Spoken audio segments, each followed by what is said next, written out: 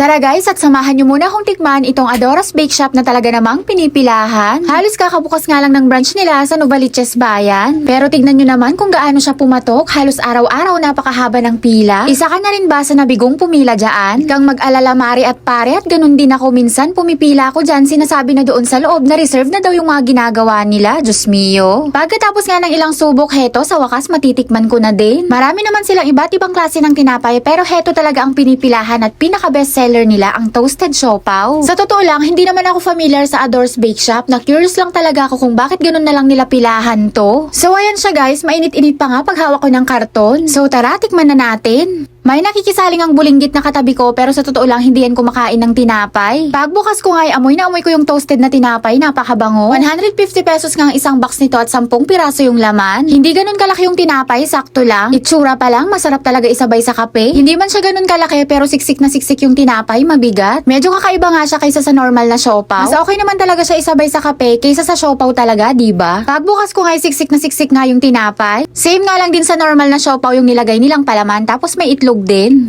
So ayan siya guys. Comment ka naman dyan kung isa ka na rin ba sa napasabak sa mahabang pila. Para sa akin masarap siya, kaya naman pala siya pinipilahan. Bukod sa nilagay nilang palaman, malasa din yung pagkakatimpla ng tinapay nila. Kung mahilig ka sa tinapay, talagang magugustuhan mo to, lalong lalo na sa mga mahihilig magkape. Uy, baka sabihin nyo ang damot ko, hindi ko malang binibigyan si Samira, hindi yan siya kumakain ng tinapay guys. Hindi niya gusto ang mga malalambot na tinapay. Mas gusto pa niya ang Fita, Hansel or Skyflakes, ganon. Magkaiba nga sila ng kuya niya, samantalang si kuya niya napakahilig sa tinapay, kaya hindi kami nawawalan ng stock na tinapay sa bahay. Sigurado mamaya pag uwi niya galing gala, magugustuhan niya to at lalantakan niya talaga. Sa mga hindi pa nakasubok guys, try nyo. Nako, hindi nyo pagsisisian ang haba ng pinila nyo, promise. Kaya naman pala ganun na lang kahaba yung pila at talagang napakatsagaan nila.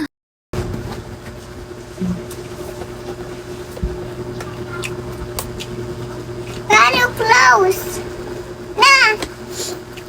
Sarap.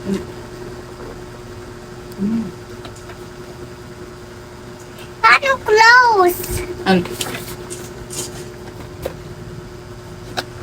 Kaya pala siya pinipilahan. Ang gusto guys.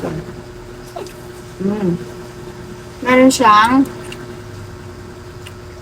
toasted siopaw, milky donuts, puto, classic. Video ko na. Ma! Okay siya. Sarap. Ito yung the best. Kasi ito Bestseller talaga yan. yung pinipilahan nila yan. Itong toasted Bestseller. siopaw.